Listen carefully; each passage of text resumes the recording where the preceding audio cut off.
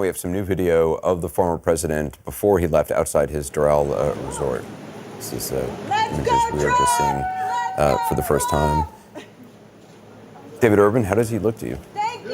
Look, I talked to some of the staff earlier today, and they said, you know, we are defiant. The president feels defiant. He looks a little dejected there to me. He doesn't look, you know, no pep in his step. It's got to be tough. You know, normally he's getting a motorcade. He's going someplace to play golf or did a fundraiser, out to dinner.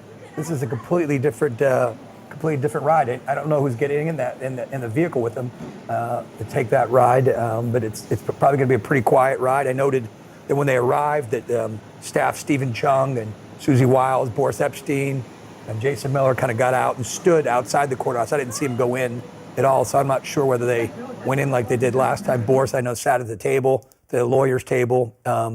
You know, he's been quite the center of all this legal machinations going on, keeping a lot of the lawyers from being hired, kicking some lawyers out. Boris is a pretty strong personality, big cheerleader. So for him not to be in there is kind of interesting today. Yo, it's Big Ed, the spokesman, man. We back. Another edition of Urban Politicians TV, UPTV. Make sure you stay on your pivot at all times, man. Had to come tap in on Donald Trump, and all hell then officially broke loose as it came out today that he was arrested in a federal courtroom out in Florida. And this is coming from what we saw last year where they said he had the classified documents. And there been several things going on. And I'm going to have links in the description from CNN. And the write-up is saying this time around. Former President Donald Trump has pleaded not guilty to 37 charges related to alleged mishandling of classified documents. Trump's lawyers asked for a jury trial during the former president's arraignment Tuesday at a federal courthouse in Miami. We most certainly enter a plea of not guilty, Trump attorney Todd Blanche told the judge. The seriousness of the charges. Before last week's federal indictment, Trump also faced criminal charges brought by New York City's local prosecutors for an alleged hush money scheme in the 2016 campaign in which Trump is accused of falsifying business records. That's that stuff with Stormy Daniels. But it says the new charges in the DOJ's documents case are drastically more serious and present the possibility of several years in prison if Trump is ultimately convicted.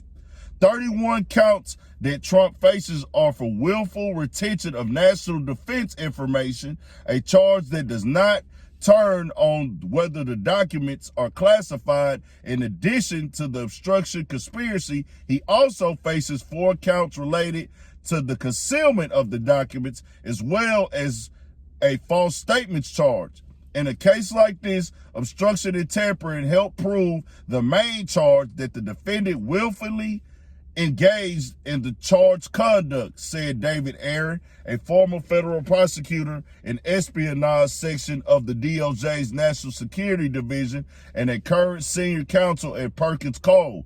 Those facts could also affect how a judge, the jury, or the public views the case and substantially affect sentencing.